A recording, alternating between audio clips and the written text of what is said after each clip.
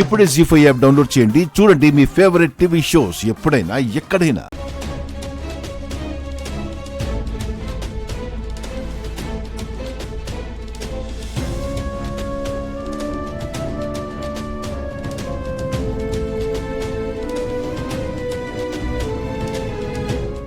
ఆగండి. డోర్ ఎందుకు క్లోజ్ చేసావు? మేము నాన్నతో మాట్లాడాలి. ఏం మాట్లాడాలిరా? మేము మా నాన్నతోనే మాట్లాడతాం. మీ నాన్న మూడేం బాలేదు. తర్వాత రండి. అది చెప్పడానికి మీరెవరు?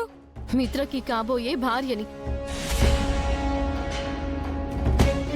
మా నాన్న భార్య మా అమ్మ లక్ష్మి. Shut up lucky.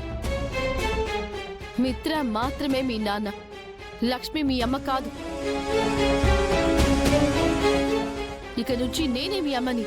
మా అమ్ముండగా నువ్వు ఎప్పటికీ మా నాన్నకి భార్య అవ్వలేవు. వేలిడంత లేవు. ఏంట్రా వాగుతున్నావు? పోతలకి.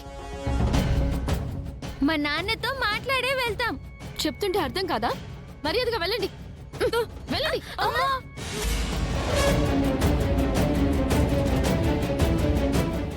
మనీషా, ఇంకొకసారి నా పిల్లల జోలికి వచ్చావంటే మర్యాదగా ఉండదు. వాళ్ళు మిత్రని డిస్టర్బ్ చేస్తున్నారు.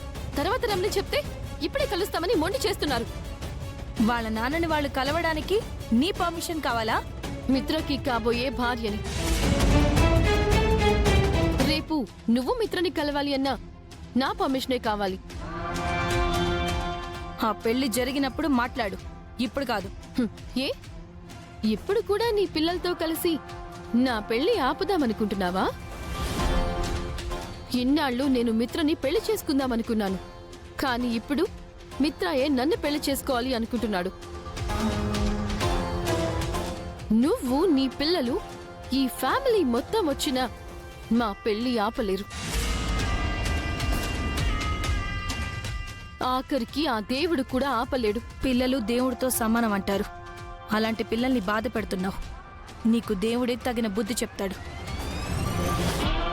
పదన్నానా.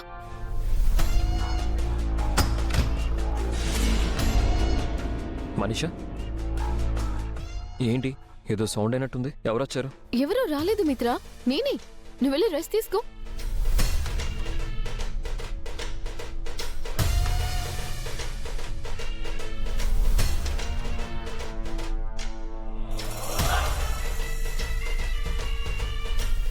అమ్మా, నాన్న మనీషా ఆంటీని పెళ్లి చేసుకుంటున్నాడా?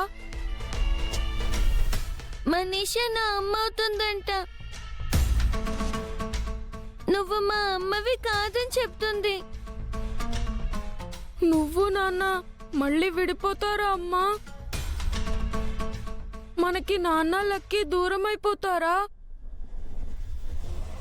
మనీషా మా అమ్మ కాదమ్మా, నువ్వే మా అమ్మవి.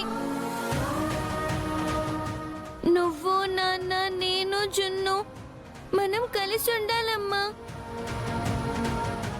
కలిసుంటాం లక్కీ. మన నలుగురం కలిసుంటాం. మన నుంచి నాన్నని ఎవరు దూరం చేయలేరు. జీ5 యాప్ డౌన్లోడ్ చేసి అన్ని ఎపిసోడ్స్ పూర్తి ఉచితంగా చూడండి.